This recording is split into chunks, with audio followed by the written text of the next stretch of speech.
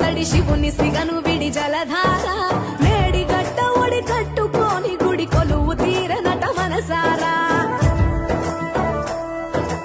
ఏండ్ల గోసలిడి ఎత్తుకెగసిపడి చంద్రశేఖరుని కలదీరా సొరంగా